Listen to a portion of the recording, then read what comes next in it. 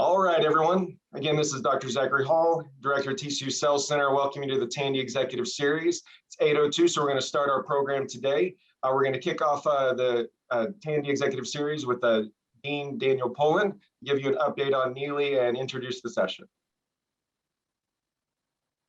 All right, welcome everybody. It's great to have you involved in yet another excellent conversation that we're having here at the Neeley School of Business. One of our most marquee programs is the Tandy Executive Speaker Series, and it's been wonderful for us to innovate and find ways to continue to deliver this high impact, curated conversation to a variety of our stakeholders, internal and external, even as we've struggled through the pandemic of the last year plus. We're hopefully going to be able to return to in-person events as we look ahead to the fall, and we'll be sharing those details as they're finalized. There's lots of logistics with that, but thanks for hanging in there with us this year as we've pivoted and adjusted and continued to offer this session. It really has been an amazing year at the Neeley School of Business. I want to thank all of our faculty and staff, our student leaders, our alumni, our corporate partners and sponsors for continuing to invest in the intellectual vitality of the school.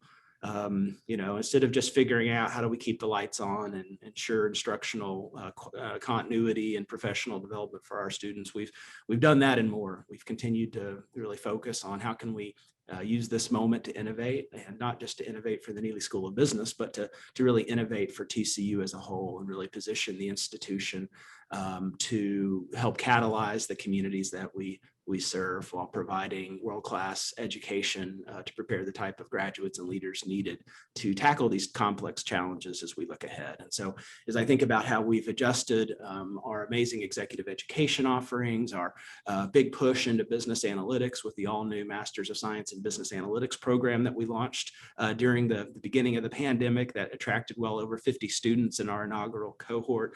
The announcement we made just last week about the certificate in financial technology or fintech, where we're going to be taking a forward approach to educate our students on topics such as artificial intelligence, machine learning, deep learning, blockchain, cryptocurrency, and all the things that many of the great financial institutions are incorporating into their portfolios today and seeking talent to fulfill their workforce needs for tomorrow. Certainly a lot of great work at our Entrepreneurship and Innovation Center as we started over 40 companies based upon student and alumni ideas coming together over the last year during the course of the pandemic. An amazing amount of, again, intellectual vitality going on at Neeley this year alone. And so I'm really proud to have been a part of it all and to see human flourishing at its very best. Another point of pride is that our TCU Sales Center, which has really helped curate today's session with our keynote speaker. I'm very proud of what they've done in just 2 short years. There are many research activities going on in the center, a number of outreach activities which we're partnering with the private sector to provide high impact education. But maybe one of the things I want to spend time on today is something that we're doing for our students. Just last year, we started to offer a certificate in consultative selling. To make sure that our students had the ability not just to sell products and services, which is obviously important, but also to be able to sell high impact ideas, and to ultimately, as they build a career in the context of life, to be able to sell themselves in many respects. And boy, have we hit a home run on this one. Since inception, we've had 154 students enroll in our consultative selling certificate. They represent 15 different majors from all across TCU. Those that have graduated with that certificate have achieved 100% placement rate, right? So market validation of the need of this skill set. The starting salaries have exceeded the college average. The average is $78,000 upon graduation. So not only are these roles needed, but they're also being valued, with starting salary being a proxy for how important this skill set is. In fact, our students on average had 3.5 job offers per student speaking to the amount of choice and optionality that these types of skills create. And so such a remarkable point of innovation, a point of pride. And I think in just a short amount of time, we've positioned ourselves as one of the top sales schools in the nation. So we're really excited to continue to invest in that. And I think today's conversation will give you a sense for why we're so excited about this new foray. Of course, we could not have these types of conversations. We could not have this momentum and progress unless we had the support of a number of sponsors, including the sponsors for the Tandy Executive Speaker Series. So I want to say thank you to our platinum sponsor, Frost Bank, our gold sponsors, Fort Worth Business Press, which just does a wonderful job for our community, the Balcom agency that has been working with us on a number of areas, Lindbeck, bronze sponsors, Acme Brick, Dunaway, McDonald Sanders, attorneys at law, and on and on and on. So thank you for all that you do to allow us to progress and to really help institutionalize innovation here at Texas Christian University. I think it's appropriate that we not only thank, but have a word from our platinum sponsor, a dear friend of mine, someone's a great leader here in not only the Fort Worth community, but across the entire Tarrant region, is the president of the Tarrant region for Frost Bank, Mr. Hadley Warner. So Hadley, I would invite you to say a few words, please. Thank you, Daniel, and good morning, everyone. As Daniel mentioned, I'm the regional president for Frost here in Fort Worth and Tarrant County, and I couldn't be prouder than the opportunity to represent the thousands of Frost bankers who work hard every day to make our communities better and make them a better place to live and work for everyone. You know, we're proud once again to be the presenting sponsor of the Neeley School's Tandy Executive Speaker Series, something we've done for many, many years. And sponsoring events like this really have become a tradition at Frost, and it's part of the relationships we build in the communities where we operate. It's our way of saying thank you to all of you for what you do in our communities. I'm excited about the theme of this morning's presentation. I want to hear about lemonade. It's appropriate that we look toward a brighter future following all the challenges of the past year. I've spoken to a lot of business owners in recent months as they've navigated the challenges and difficulties of the pandemic and the crazy winter storm. And I've been inspired by the optimism and resiliency that our business community has shown. We've still got a lot of challenges ahead, but it's also a good time to take stock of our accomplishments and to look forward to a better time ahead. So again, thank you to everyone who's joined this morning, and thank you to TCU for continuing to organize and present really meaningful topics and great speakers. Daniel, back to you. Thank you, Hadley, and thanks to all the great leaders at Frost Bank. We really appreciate your support and could not do this without you. Another person we couldn't do without is one of our adjunct instructors and the executive co-director of the TCU Sales Center, Mr. Corey Hutchison. He's just been a great complement to our full-time faculty, brings over 30 years of real-world experience in the high-tech industry. He's had a lot of different executive and VP roles, mostly in sales and operations, most recently at VMware. He's currently the CEO and founder of Sales Audit, which focuses on helping emerging leaders build both sales teams and processes. And while he is a proud Horned Frog today, he graduated from Notre Dame, where he actually met Tom Morris. And so I think it's probably most appropriate, since they have that relationship, for Corey to introduce our keynote speaker today. So Corey, take it away. Thank you, Dean Pullin. Really a pleasure to be able to do the introduction for Tom. And my children were both Horned Frogs, so therefore by proxy, I continue to be a Horned Frog fan, regardless of where I actually got my degree. My degree, by the way, was a dual degree in pre-medical studies and philosophy, which is where I met Dr. Morris. Dr. Morris is a native of North Carolina. He's a Tar Heel. He got the Moorhead Kane Scholarship from there and the recipient of a double Ph.D. from Yale University. Tom was my introduction to philosophy professor at the University of Notre Dame. And was voted the most popular professor 15 years in a row there. Tough to get into that class. I had to finagle my way in, but what a pleasure it was. And he's now become one of the world's most active philosophers. Tom wrote the foreword to my book, as Dean Pullin mentioned. Sales Audit is the name of my company, same name of the book. I was honored to have him write the foreword because he's written 30 of his own, including bestsellers such as True Success, If Aristotle Ran General Motors. I really recommend you pick that one up. The Oasis Within, and today's comments around Plato's Lemonade Stand, which will be a big topic for us this morning.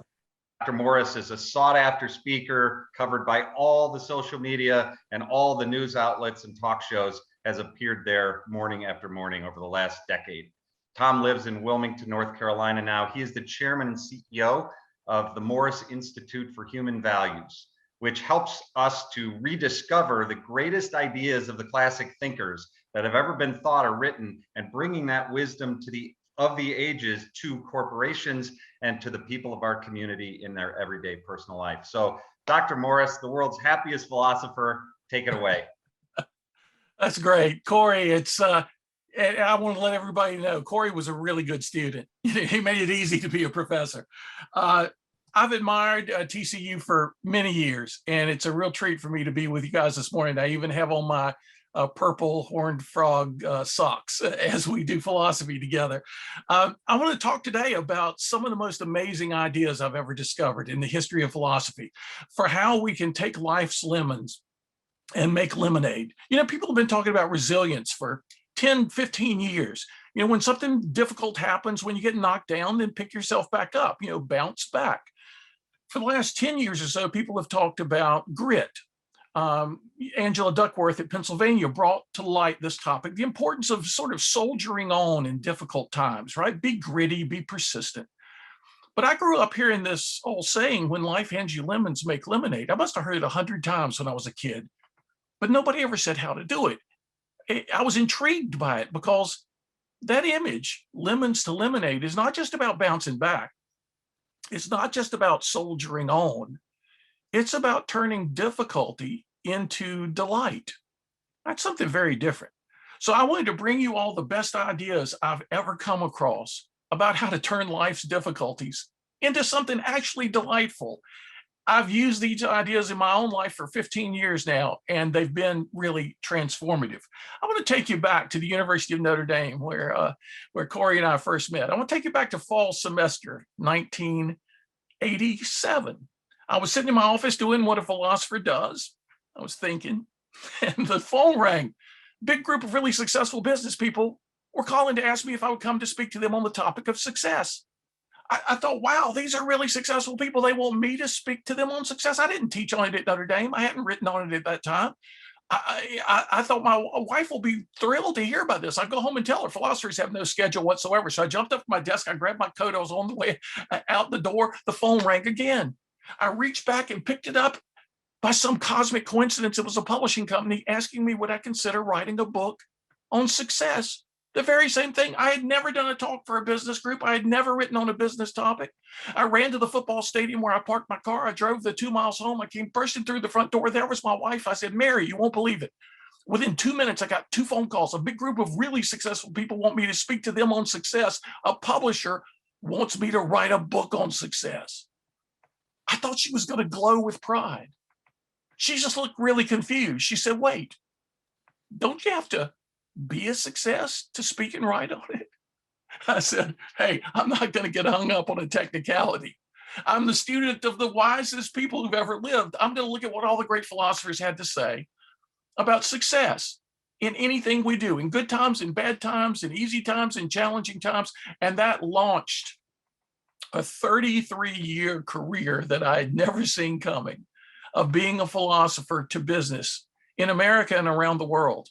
In over 1,200 presentations, I've been able to bring the wisdom of the ancients to people for their work and their lives in a way that hasn't been done since Ralph Waldo Emerson. So I've been just tickled to death to be able to be the conduit to the wisdom of the great thinkers. We're gonna talk about some important wisdom this morning. Let me take you back even more in time to Durham Academy, where I started as a student at the age of 6.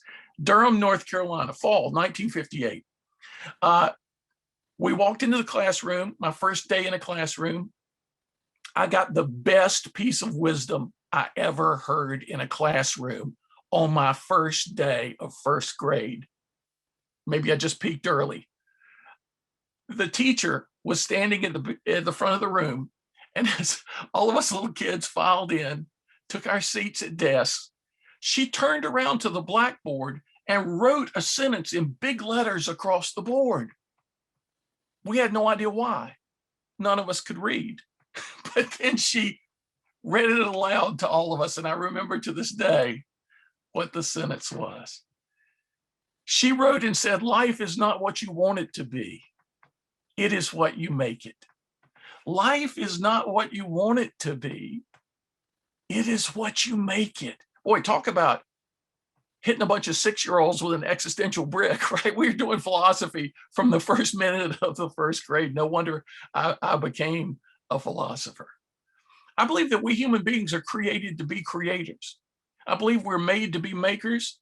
We're put here on this earth to be transformative, to be innovators, to take whatever comes our way and make something good of it.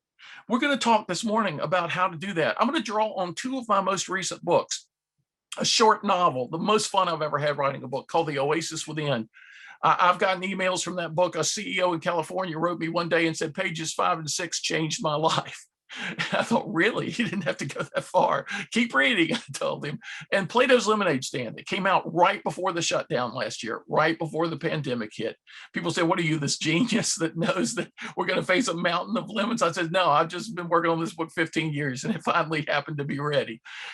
I want to talk to you this morning about the wisdom I've learned and that came into these 2 books, and that have come into the wisdom that's come into my life. But first, let me just say a word about what wisdom is.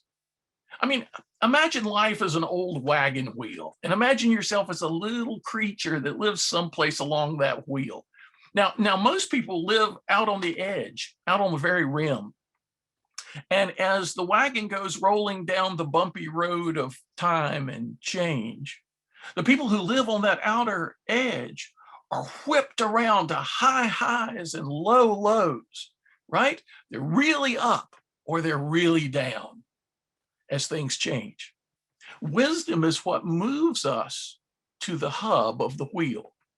The wheel's still going to turn, but we won't be whipped around to such irrational exuberance and terrible despondency. We'll have a peace, we'll have a tranquility, or at least a measure of that at the center of the wheel. I was visited by a young man, a college student from Madrid, Spain, about 1.5 years ago. And he wanted to go to breakfast and talk philosophy. So I took him out to a little diner near my house. And as we sat down, he asked me his first question. It wasn't like, how are the eggs here? Or is the toast good? Or how about the pancakes? He asked me the question. We sat down and we're picking up our menus. He says, what is wisdom? I gave him the answer I often give. I said, it's embodied insight for living. It's not just having a bunch of platitudes in your head, a bunch of epigrams or aphorisms, clever sayings. It's embodied wisdom. And then I thought for a second, and something occurred to me I'd never said before. I said, wisdom is guidance and guardrails. And he said, what's that? Guardrails. I don't know that. He was not a native speaker of English. So I said, you're up in the mountains driving around a narrow mountain road, very curvy, and there's a metal railing to keep your car from going off the side. He said, oh, guardrails, yes. So wisdom is guidance. It's positive advice about where to take your life, and it's guardrails to keep you from falling deeply as you go. He said, oh, I never thought about that before. And I said, neither had I. Thanks for asking the question. We're going to talk about the wisdom we have about change. There is an art of change I came to discover over the past 15 years, an art of adaptation. And it has 3 component parts that I want to talk with you about this morning. There's, first of all, the art of self-control. There's, secondly, what I call the art of positive action. And thirdly, there's the art of achievement. I heard a famous speaker yesterday talking about the importance of 3s in giving presentations. I said, well, man, I'm lucky because there are 3 arts within the art of adaptation: the art of self-control, the art of positive action, the art of achievement. Let me just take a minute to talk about each of these. Number one, the first art of change, the art of self-control. It's got 3 rules. right? There's kind of 3 commandments here. Again, 3. Number 1, don't rush to judgment. Whenever anything happens that's unexpected, don't rush to judgment. Don't be too quick to say, this is the worst thing that's ever happened, or this is the best thing that's ever happened. I can't believe it. This is so great. Don't rush to judgment. Things are hardly ever what they at first appear. Number 2, value the right things. I'll say more about that in a minute. And number 3, use your imagination well. All right, let's look at each of these. Don't rush to judgment. We rush to judgment all the time, right? I mean, oh no, this is terrible. I can't believe it. Or, oh, this is the best thing that ever happened to me. It's unbelievable how many people have said to me over the years, you know, once I got fired early in my career, that was the best thing that ever happened to me. Now, if you went back to that day, you're not going to see, you know, them saying in response to, I'm really sorry, Fred, your job has had to be eliminated. Fred, it probably didn't say, oh, this is the best thing that's ever happened to me, right? The room was spinning around him and Fred was like, oh no, I can't believe. It turns out that what looked bad ended up being, as he says in later years, the best thing that ever happened to me, right? I remember when I was at Notre Dame, I was 40 some years old, maybe 41. The dentist said to me one day, we got to take all your wisdom teeth out. I said, oh, that's bad for my business as a philosopher. And he said, well, you're not that funny. He gave me some forms to sign, waivers, all about disability and death that could result from the anesthesia. And I'm thinking, oh my goodness, you know, this is serious. I worried. I thought it was going to be the worst experience of my life to get my wisdom after reading those legal waivers. I worried and had awful beliefs about the upcoming procedure for a month until the day came. And because of the pharmaceuticals employed that day, it was the most fun I ever had in the dentist's office. I'd do it again today. I had rushed to judgment. The great philosophers say, hold back judgment a little bit. Just say, we'll see. You know, don't be too quick to say, this is terrible, this is awful, this is horrible. And even if it turns out to be a bad situation you're in, the Stoic philosopher Seneca once said, even disaster is virtue's opportunity. Very interesting. Number 2. Well, first of all, let me give you an image here that's been very helpful to me. The emotional telescope. In my book, The Oasis Within, I have a copy right here, The Oasis Within. It's a story about an old man and his nephew, young nephew, traveling across the desert in Egypt in 1934. They're at an oasis as the book opens. And the boy is saying, boy, I really like this oasis. I wish we didn't have to leave. He just turned 13 and he'd never been to an oasis in the desert before. And his uncle says, you know, you can take an oasis with you wherever you go in life. And the boy says, what does that mean? And they start having this amazing conversation. And at one point, the old man says, have you ever seen a telescope? And the boy says, yeah, there was a visitor in our little village not too long ago who had a telescope and he gave it to me and I looked through it and it made little things look big and it made far away things look close up. And the old man said, I'm glad you had that experience. When I was about your age, a really nice man gave me a telescope. And just like you, I looked through it. It made small things look big and far away things look close. And then I turned it around and looked through the other end. And the boy says, well, I never thought to do that. The old man said, well, I don't know why I did, but it shrank everything down to size. It made the big things around me look small. It made close things look far away. He said, it gave me an idea that we all have in our hearts and minds, an emotional telescope, the equivalent of that. Whenever anything happens that we don't expect and it looks bad, we look through our emotional telescope just like everybody else does. And we blow it up and we make it bigger and we make it look closer and we make it look scarier than it actually is. But we can turn that telescope around and look through the other end and shrink it down to size. And that will give us room to breathe and room to think and to be more confident. And the boy says, wow, that's something I never thought about. And the old man said, and as you mature and get better skilled at the wisdom of perspective, you can eventually just put that telescope down and look at things as they are. And you'll know you're big enough and strong enough to deal with whatever comes your way. What a great image for not rushing to judgment, for giving ourselves a little distance, giving ourselves perspective. Wisdom is mostly about perspective in life. Speaking of perspective, in the art of self-control, don't rush to judgment. Number 2, value the right things. Take the right perspective on life, where you value not just comfort and security and predictability. We all value that. It had evolutionary impact in ancient human life, right? We're told. It has impact in current life, right? Security is good, safety is good, comfort is good, predictability is good.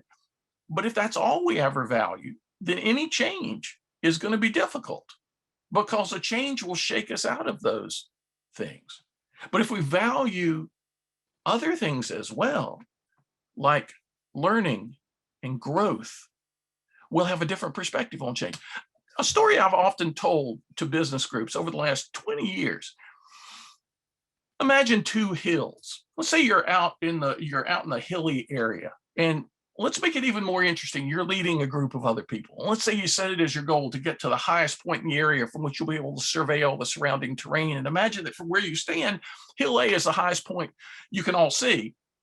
Your goal is to get to the highest point. So you set it as your goal to climb Hill A. You climb it, you slip and you fall and you struggle and you help each other up. Finally, you get to the summit, from which vantage point you can all see for the first time the much higher Hill B, which was blocked from your view, maybe by fog, maybe by perspective. If you now stand perched atop Hill A and your goal is to get to the highest point in the area, what's the first thing you're going to have to do to attain your true goal? Well, you're going to have to go down Hill A, right, in order to climb Hill B. And when you as leader announce that to everybody, well, we got to go downhill now. What's everybody going to say, or at least think? This is almost universal. They're going to say or think, what do you mean we have to go downhill? It took us a long time to get up here. It was a difficult climb. We can see a lot from where we already are. Let's just stay right here. Hill A is perfectly fine. That's a metaphor for how companies get stuck. The first hill they climb, the first success they have, they just want to camp there forever. The great philosopher said, no, let it be your base camp for your next ascent. And to do that, you're going to have to first go downhill. And that means getting outside that famous comfort zone, right? It means doing something different.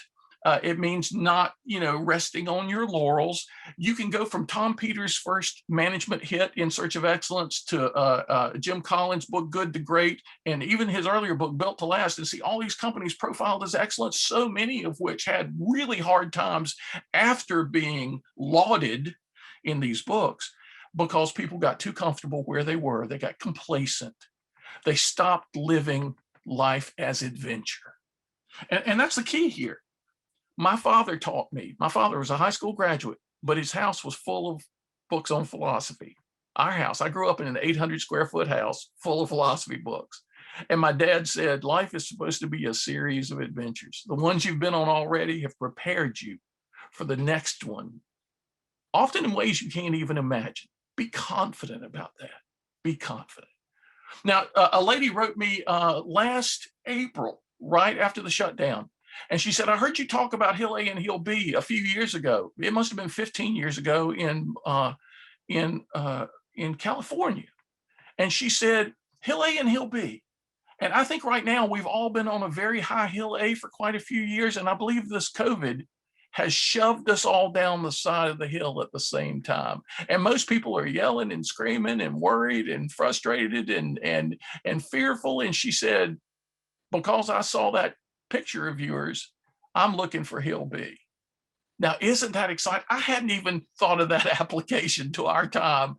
That's a great thing about being out in public and giving talks and writing books. You guys are probably going to be telling me by email and in other ways aspects of these ideas I haven't even thought of, just like that lady did.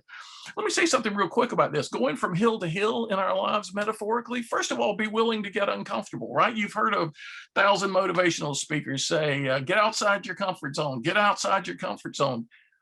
But what they don't say is this: get comfortable with being uncomfortable. But that's just the stage. The better stage is take your comfort with you wherever you go. Now, I've known a lot of championship athletes in my life. They're people who don't depend on their circumstances for confidence. They bring their confidence to their circumstances. That's a big difference. We're supposed to, everybody says, get outside your comfort zone. I've heard so many motivational speakers say that, and you know where they were standing when they said that to the audience? On a stage, under a spotlight, smack dab in the middle of their own comfort zone. Same thing when they write their books. The ultimate thing is to take your comfort zone with you wherever you go. Value the adventure itself. We can get that way. You know, Heraclitus said in 500 BC, everything's always changing. What would he say now? Probably, I told you so, right? So we have to get comfortable with being uncomfortable and ultimately take that comfort with you everywhere you go. That's the way to be your best. So yeah, so we have to, the art of self-control, don't rush to judgment, right? Value the right things like adventure and use your imagination well. When anything difficult happens, people's imaginations just spiral out of control. We need to retake control of our imaginations. My wife wanted me to have a gas grill. We'd always had the old charcoal briquette grills. So one day for Father's Day, one year, she bought me a gas grill, but she knows I'm not super handy. So I'm an abstract idea guy. So she had Sears assemble the grill and deliver it put together. And the guy who drove the truck came up to me and said, we're not allowed by law to hook up the propane tank. You got to do that yourself. And see, I had just read some articles about propane. I'd never used propane before. I read articles about how dangerous it is. It's colorless and odorless, and man, it will take you out if you breathe too much of it, and it could explode and it could burn your house down. And I'd read all these alarmist articles about propane gas. And so I said, okay, I understand that. You guys couldn't hook it up in the truck because, boom, the truck would blow up on the way here from Sears. So I get my tools out of the garage. And I get some tools that are kind of embarrassing to name, so I won't name them because I'm not real handy.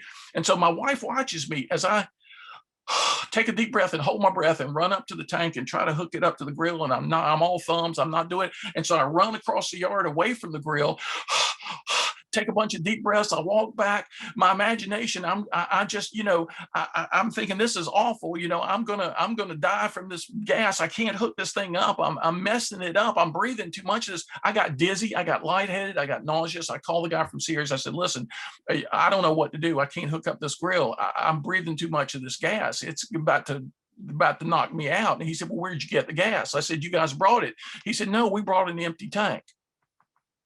I was being asphyxiated by an imaginary gas. That's the power of imagination, y'all. Use imagination well, or it's going to use you badly. That's a universal truth in life. Well, a lot of people have trouble with this, though. A big challenge for people using their imaginations well right now is all the uncertainty we face. And that creates anxiety, and it creates even a measure of fear. But in my book, The Oasis Within, at a certain point later in the book, the old man and the boy are talking. And the old man says, consider the possibility that uncertainty is a gift. And I remember thinking, what? Because this book came to me like a movie playing in my head. Mary Shelley once said about her book, Frankenstein, it was a waking dream. Well, that's the way The Oasis Within came to me. I just saw a movie and I wrote down everything I saw. And so I heard this old man say, consider the possibilities that uncertainty is a gift. And I thought, what does that even mean? It made me think about it. I came to realize uncertainty is an open field of possibilities. Uncertainty can be about freedom. It can be about adventure. It can be about exploration. It can be about discovery. It can be about going someplace new and making something new. In fact, the more I thought about it, the more I realized uncertainty as a gift can be itself imagined in a lot of positive ways. Again, here's the power of the imagination. Uncertainty can be thought of as an open field of possibilities, like I just said. It can be thought of as a garden of self-knowledge. We learn a lot about ourselves as we see how we react to uncertainty. A catapult of self-cultivation, throwing us over the wall of anxiety into some new castle. A kaleidoscope for innovation. A kaleidoscope, like a telescope, you turn it and all these patterns form.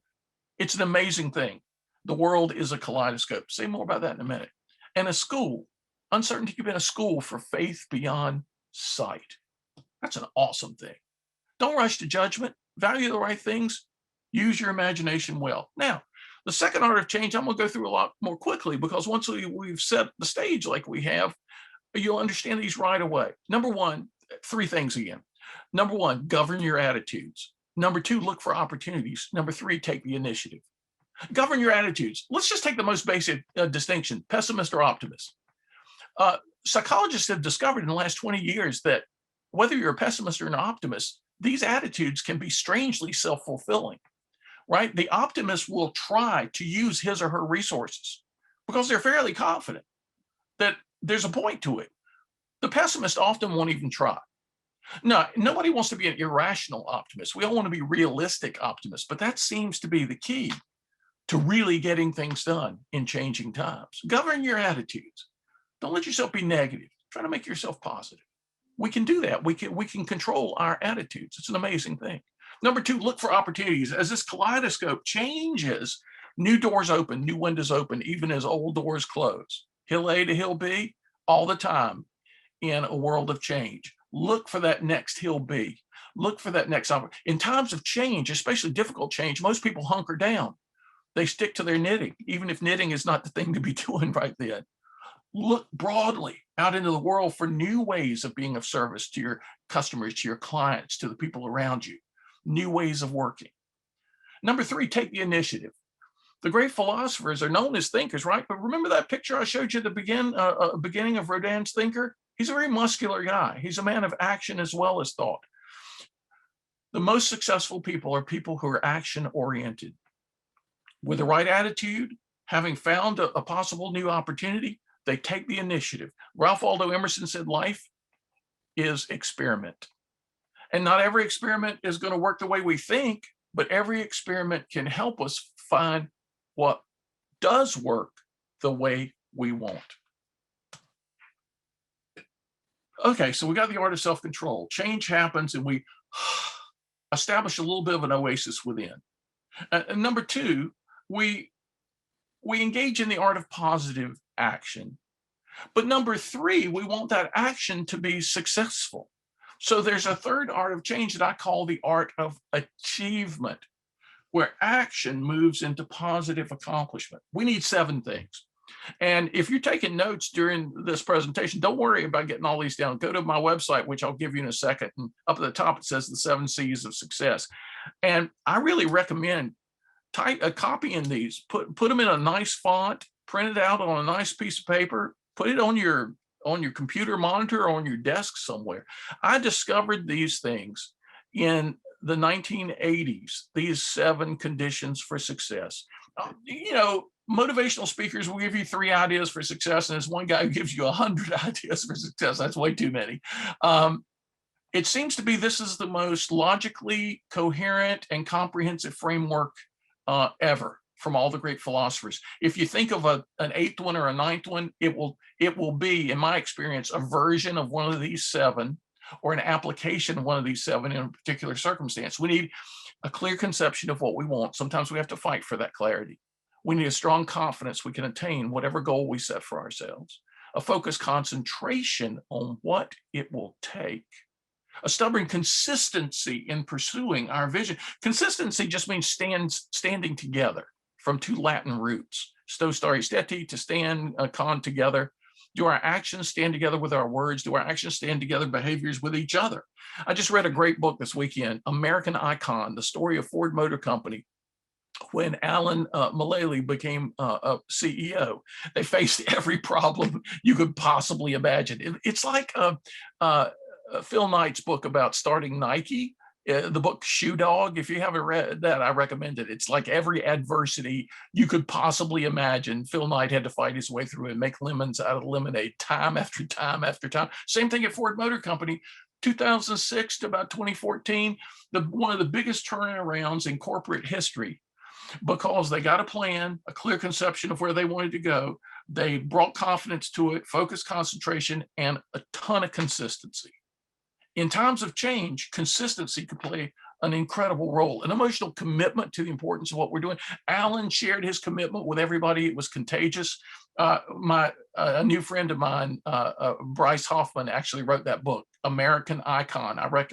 Probably one of the best business books I've ever read.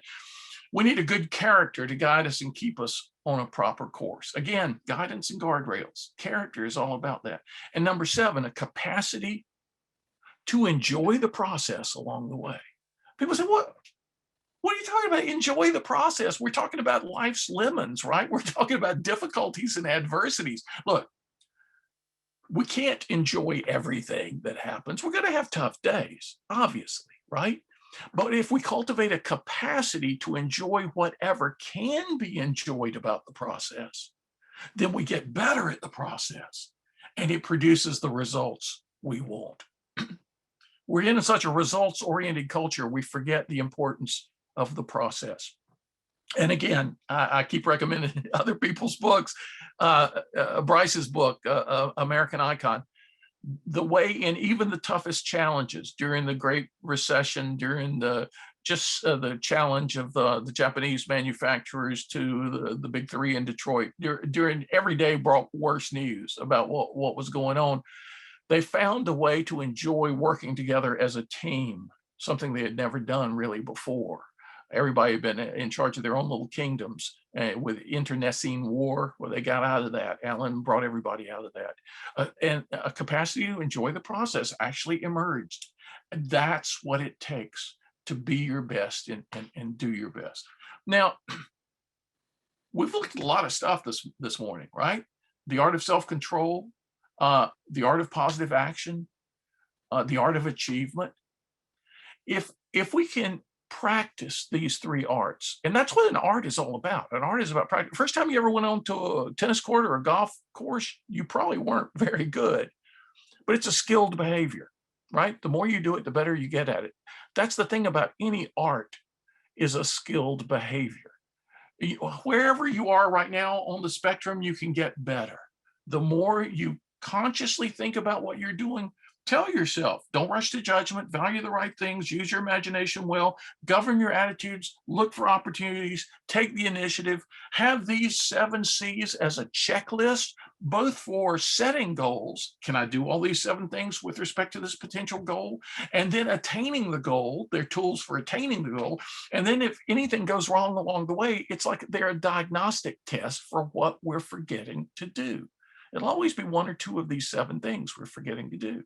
So if you take these 3 arts, self-control, positive action, and achievement, you roll them together, these are the ingredients for taking life's lemons and making lemonade. I heard that saying 100 times growing up, but like I say, nobody ever said how to do it. The philosophers have been saying how for a couple thousand years. We don't have to make up this recipe from scratch. We can rely on their wisdom, on their advice, on their guidance, and on their guardrails. You know, in this world of constant change, one thing that doesn't change is you can contact me anytime at my newest website of tomvmorris.com. V as in Victor, my middle name, tomvmorris.com. You can contact me through that site, or you can use over here the world's oldest email, which I stubbornly keep, tomvmorris@aol.com. And then here on the right side are some of my books that are relevant to what we talked about today, especially the first 2 books, Plato's Lemonade Stand and The Oasis Within, books that have changed my own life. And if you get a chance to see them, if you get a chance to dive in, please let me know what you think, because I'm sure you'll have an idea that'll spark new thoughts in me. It's been great to be your philosopher this morning. I know there's probably a chance for some Q&A, so I'm going to turn it over to the folks running the show here today, in case there's any question you want to ask me. So thank you, Tom. Unbelievable talk. Will change the way I look at a lot of things. So we will open it up to any Q&A. To do so, you need to just raise your hand at the bottom and we'll unmute you. And we'll take Q&A for a few minutes. And then after that, we'll let Dean Pullin close us out. So if anybody has any questions, raise your hand. Looks like we got one right there. Let's see if I... All right, we have Astrid. So Astrid, I'm allowing you to talk and you can go ahead and ask your question for Tom. Hi, Astrid. Unmute yourself and ask me anything you want to ask or make any comment you want to make. Well, first of all, I want to thank you. This has been so delicious. I have taken many a philosophy class and I've never laughed so hard. So thank you.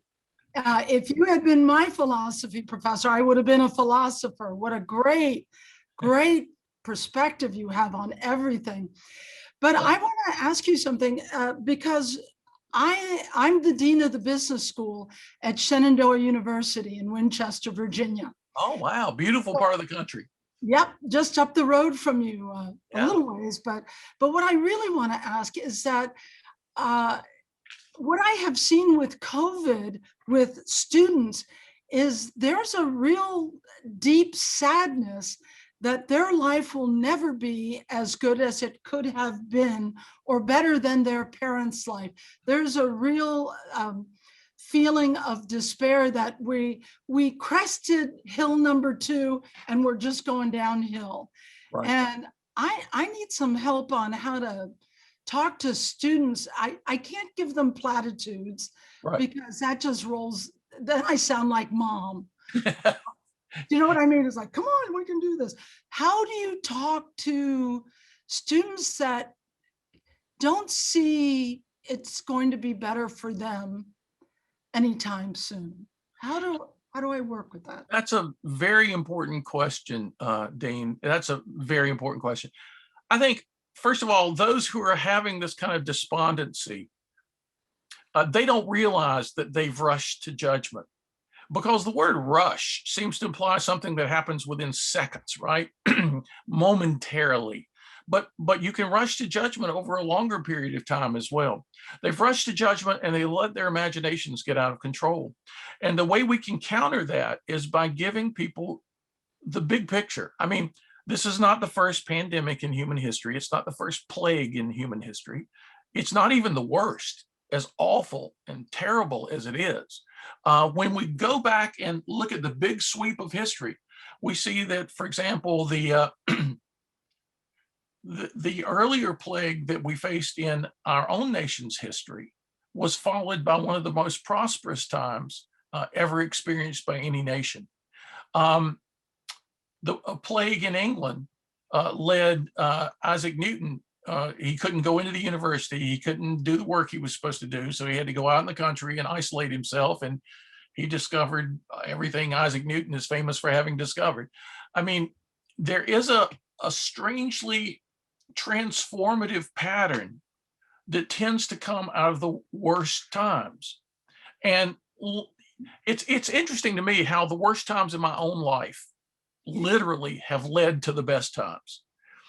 Things that were traumatic to experience for a while opened me up to stuff I had never even imagined so positively. There seems to be this yin and yang in life. There seems to be this, and Hegel talked about the pendulum swing from the synthesis, from the thesis to the antithesis to the higher synthesis. We see that working out across history.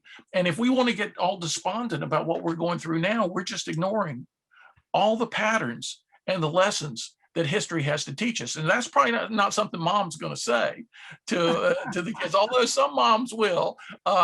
Nonetheless, that's what history's for. History is the cumulative experience of human life on Earth. And when we draw on that, we get a bigger, broader perspective. It helps us to turn that telescope around. And in fact, that image itself, Dean Astrid, I've used that twice since I wrote the book, The Oasis Within. Something has happened that I thought was really, really bad. And I said to myself, turn the telescope around. And all of a sudden the anxiety level just dropped. And I thought, okay, I can handle this. So we actually have the Stoic philosophers were good about tips and techniques like this. They didn't have the image, the telescope, but they had a lot of other images. Epictetus, Seneca, Marcus Aurelius. So if a student just wants to read the Meditations of Marcus Aurelius, it's not a big book. It's his notes on life about how to deal with difficulties. If you want to recommend The Oasis Within, my family would love it. That's a simple little book that will help your students pull themselves out of the emotional tailspin that's so natural at a time like this. Thank you. Thank you. Great question, Astrid, Dean Astrid. Any other questions? We had one hand and I think they put it down. Anybody else? Oh, there we go. Let's see. We have Philippe. So I'll let Philippe, I'll help you unmute yourself. Hi, Mr. Morris, can you hear me? Yes, I can. Thank you. Hi, good morning. So first, let me thank you for talking to us. Really has been a breath of fresh air, and definitely phenomenal talk so far. So thank you for that. Thank you. A little background for my question. I actually recently graduated from TCU with my MBA, and I was well into launching my own business. And unfortunately, COVID made that an impossibility. Yeah. This had been a business that I had been dedicating about the last 10 years of my life towards building, and really had become kind of the focus of my personality and of what I wanted to do. So my question really is for the first C of success in finding that clear conception of what we want. Do you have any resources for people that may have kind of lost the conception of what they really wanted as a goal, and kind of on how to focus their energy now into what that next step is and what that next conception could possibly be? Yeah, you're going to be, in future years, you're going to be the OG, right? The original gangster of handling difficulty. People are going to come to you for advice about what did you do? And it's funny that the philosophers have given us wisdom over the centuries about how to do this. I mean, right? You had a goal, it's blocked, whether permanently or temporarily. You have to substitute. You're starting with a blank canvas in some ways. Mondrian, the modern artist, said a blank canvas is the hardest thing for any painter. Love Mondrian. Yeah, he said he once said the blank canvas is the biggest challenge for any painter, because that first stroke of paint eliminates untold possibilities. And he said so we confront the blank canvas with trepidation. I often recommend it to people. One of the best executive coaches in the country said to me a few weeks ago, he said, the most powerful tool ever developed by coaches is a blank sheet of paper, he said. And he said, you draw a line, a vertical line down the center. And I said, wait a minute, I've been telling people this since the 1980s, right? You can use it in various ways. One side of the list, the left side, things I need to change, right side, things I want to preserve. Things I want to change about my life right now, things I want to preserve about my life, things I want to change about my work or my work vision right now, things I want, and you just brainstorm. You give yourself the freedom to not self-edit, but just to write. And it's amazing how this can become a conduit for your deep unconscious mind to speak to you in ways that haven't been accessible to your conscious mind. You can probably do it on a blank computer document. I always get out just a regular blank sheet of paper and I go to it. And I just brainstorm by myself. And you can imagine my main way of serving people was keynote speeches to 1,000 to 10,000 people in a room. That stopped happening last March, right? So it's like now we've accelerated the technology of idea delivery in a way that could have taken us 5 years, and we've done it in a year. I started doing this, what we're doing now. I started doing this the very first week of the shutdown. And a lot of public speakers who were like me, who are accustomed to a room of 5,000 people, they just stayed home thinking there's no way forward right now. I just got to wait till all this gets back to normal. Rather than doing that, I just said, well, okay, let's make the use of what we've got. You know, we've got Zoom, we've got these other virtual platforms. Let's try to do this. So Felipe, the brainstorming, so to just make your mind a blank. I was never a good meditator, but I was a guitar player. You can see behind me is a Fender Stratocaster, over here is a Telecaster on the other side, a couple of amplifiers in the room. I said, turn the volume of your, in the Oasis Within, the old man says, get beyond your mental chatter. Get beneath the mental clutter. That's where the true treasures of the mind are to be found. I had to use my experience as a guitar player. I would say, turn down the volume to 0. I would sit here in front of my computer and turn down the volume to 0. And then new ideas could speak to me. You got to make room. You got to get outside your own.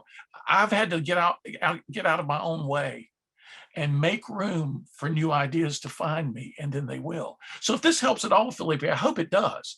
Do something like that personal brainstorming and shoot me an email. If I can be of any help to you, I want to help as well. But I know that good things, a guy who thinks like you do, good things are ahead for you.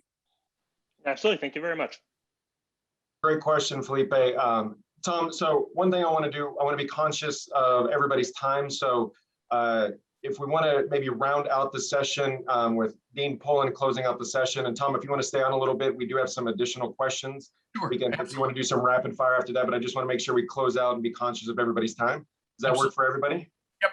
Sure does. All right. Well, thank you so much, Tom. I think your message, while always important, could not be better timed.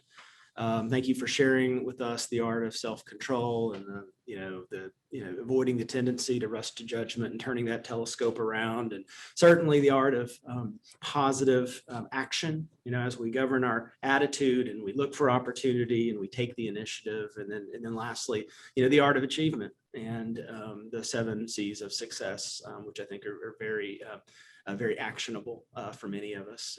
It's just the perfect message, and I want to say thank you.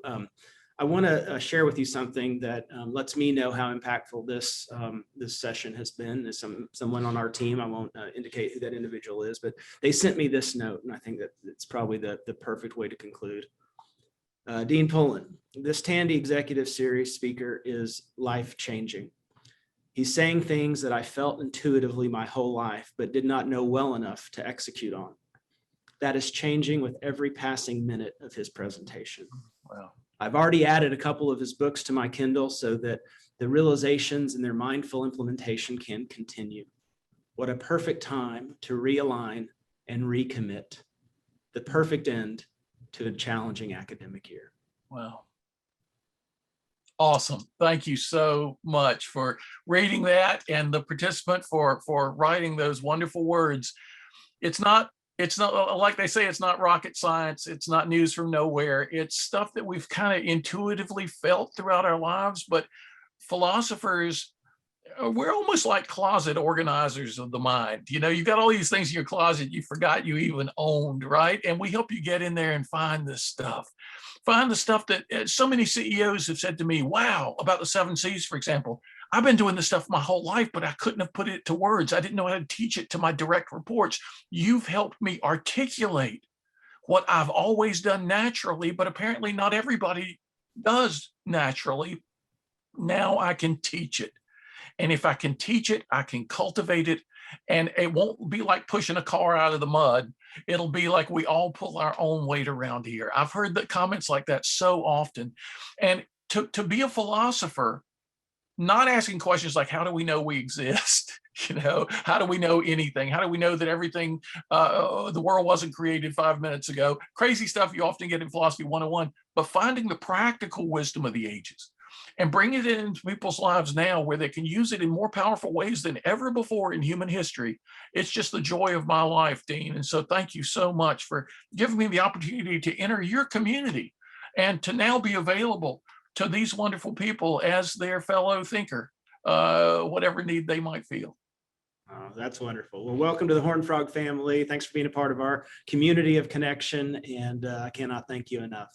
We're at the hour, so obviously many of us have to drop off, but it sounds like Dr. Hall and Dr. Morse will have the continued opportunity to take a few questions if you can hang on. Thank you all, and we'll see you in the fall for the next Tandy Executive Speaker Series. More information to come. Thanks. Thank you, Daniel. And so, yeah, we have a couple questions, Tom, if you want to answer those, and also those that are dropping off, we'll try to have an abridged version of the video of this for y'all, and we'll also send out an email so you can get in touch with Tom. But if Matilde's still there, your hand's been up for a little while, so let you go ahead and ask your question. Hi, Zach. Thank you. Hi, Tom. Thank you so much for this talk. As everyone said, was really inspiring. Thank you. Especially because I think, as someone mentioned, it really helps to put into actions what can be seen as just like motivational sentences. So I wanted to ask you this, just like a brief, let's say, background. I'm a PhD student. I'm an academic, and I think that in this beautiful environment which academia is, there's always this kind of hold tight because you will arrive somewhere. So as for now, you might do some sacrifices, but one day you will actually be the person and the scholar you want to be, right? So as you said before, it's probably the reflection of how goal-oriented is our society. Yeah. And in your presentation, you mentioned this, one of the C's that I found really difficult and understand that I have to work on, which is the capacity to enjoy the process, right? Yeah. which is something that I feel is absolutely undervalued because it's always like, again, focusing on the future, right? And I was thinking, okay, but if I don't enjoy the present, how can I reach that future? So all these are a bit a long premise to say, do you have any tips on this, on how to work and develop this capacity? Yeah, there's a Buddhist monk, Thich Nhat Hanh is his name. The book name is easier for you to write down if you want. It's called Peace, P-E-A-C-E. Peace is every step. And it's all about sort of learning to live in the present moment, not forgetting the past, not refusing to think about the future at all, but sort of experiencing the richness of the present in a way that will create what psychologist Mihai Csikszentmihalyi, his famous book Flow, The Psychology of Optimal Experience. How do you get into flow? I've experienced that throughout my life. I'm a very fortunate person to experience flow often, where there's no anxiety, there's no worry, there's no frustration. You are just relishing the process of whatever it is you're doing. And we look throughout the history of human accomplishment. We find that most creators, however messed up they might be in various aspects of their lives, they loved their work. They loved what they were doing. Now, there are a few who have said, like Norman Mailer, the novelist, every novel I write kills me a little. They're always outliers. But for the most part, all the creators who've done the very best work have been people who relished the process. They almost sometimes don't even care about the result, apparently. And ironically, they get the best results. There's a Hindu thing about releasing results, letting go of results. That's a Buddhist thing as well. It's a Christian thing as well, right? Don't be anxious for tomorrow. The birds of the field, the lilies of the field. So if we can cultivate these practices, often called mindfulness, sometimes called meditation, sometimes thought of as the alternative to an active life of business and scholarship, but it could be the foundation for the heights of our enterprises, whether commercial or academic. So I would recommend, Matilda, look into Thich Nhat Hanh, take the advice of some of these folks who teach us to attend to the present, and it can be magical. The results you see happening. Most motivational speaking is fairly superficial, but when we dive into the depths of human nature, we can find the true resources for actually making these things happen. Thanks for your question. Thank you so much, Tom. Thank you. And thank you, Zach, for organizing this. Great question, Matilda. Good luck in your PhD endeavors. Tom and myself and many others on the call have been there, and trust me, the journey it seems painful, but it is absolutely amazing once you get to the end. And it actually was probably one of the most fun 3 to 4 years of my life. Wow, that's great. Well, give one last chance if anybody wants to raise their hand for Tom, and we're going to ask a question. If not, we will conclude.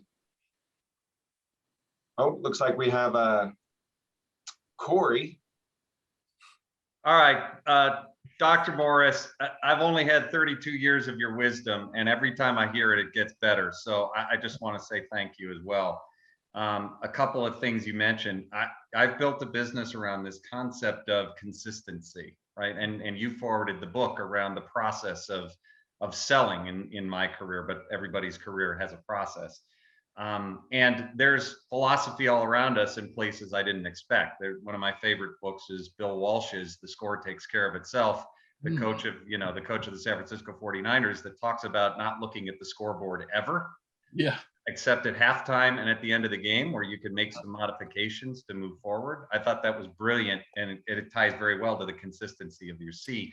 And then the second is Stillness is the Key by Ryan Holiday, which talks all about presence. And Matilda, I think you mentioned that. That's another great book about being present and finding ways to enjoy the presence.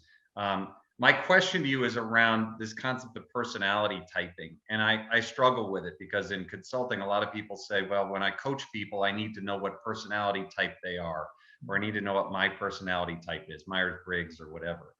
What's your view on the importance of knowing someone's personality type before you can help them in some of these areas of, for example, achievement and capacity to enjoy? How do they connect, or do they?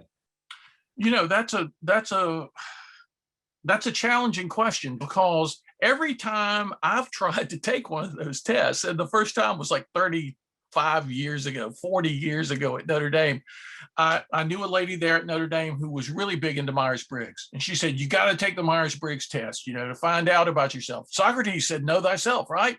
Here's a way to do it, Myers-Briggs. Poor Socrates didn't have the Myers-Briggs test. And so I tried to take it. And every question I would say, well, on some days I'm this, and on other days I'm that. I've been talking to a lot of people during the pandemic about the introverts who love staying at home and the extroverts who can't stand staying at home. And now people who are identifying as ambiverts, right? In some ways I'm an introvert, and in some ways I'm an extrovert. I think self-knowledge is really important. And I think to advise other people, you kind of have to know something about them to advise them well.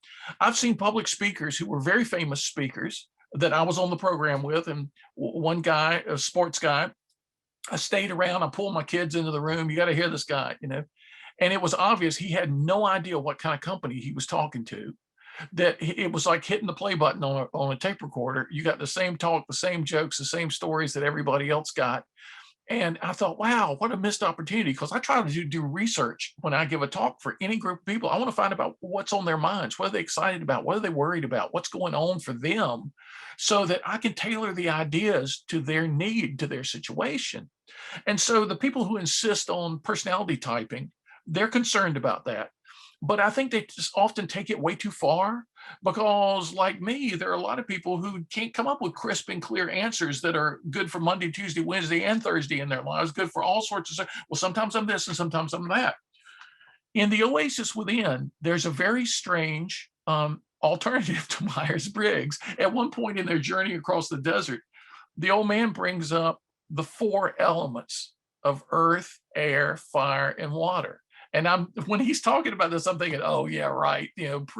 Pre-Socratic pseudoscience. Yeah, I had to learn that in graduate school. It's worthless, But he talks about the 4 elements in a way that makes it metaphorically come alive for understanding the world. And then the very next chapter, for understanding people's personalities in the world. There are fire people, there are water people, there are air people, there are earth people. And if we understand that, fire people are passionate. They get excited about stuff. But often they can't make things happen over the long run without earth people around them, the fertile soil for their ideas, right? The steady, hard workers who are going to nurture those passionate ideas over a long period of time and produce the crop. And it plays out like that. So it's not as fine-tuned as the Myers-Briggs and other modern categories, the ancient categories. If we use some version of this to know people, we can understand the kind of soil they are. We know what seeds will flourish and what may not. So I think in a general way, it makes sense to look into people's personality types, but we shouldn't get too hung up on, oh God, he's an ENT, whatever, that I can't do this, I got to do that. Hope that helps. Oh, that's perfect. Thanks. Simplicity is awesome. Thanks. Simplicity. Love that about simplicity and personality styles. Professor Hutchison, I teach that in the class, and I do think some people go way too far with it, but it does give you some inclination of how they generally behave, yes. Which helps you understand how to coach and teach them. Yeah, with that, I don't see any more questions. But Tom, I was not the person that sent the email, but I'll tell you, I was blown away. Really impactful, practical, where you take wisdom from hundreds of years and applying it to today, especially in the crazy world that we're facing. But I loved your perspective of, that it's just now it's time to go. We're all been thrown downhill, and there's just a new hill that we're going to climb. And I love the question from Matilde about the journey. 2 or 3 years from now, I think we're all going to look back and go, wow, that was actually pretty interesting and fun. It didn't look like it at the time. That's right. And we will have learned things we never would otherwise have learned. We'll be able to do things we might not have been able to do. And as Dean Astrid pointed out, there are a lot of people who are in an unnecessary state of depression and despondency and anxiety right now. And if we can, there's like a cool breeze of wisdom that blows through the centuries. And if we'll just get out and let it refresh us, we can broaden our perspectives about what we're going through now. And we will be one of those people that those 100 years in the future will look back and say, wow, look what they went through and look what they accomplished as a result. Absolutely.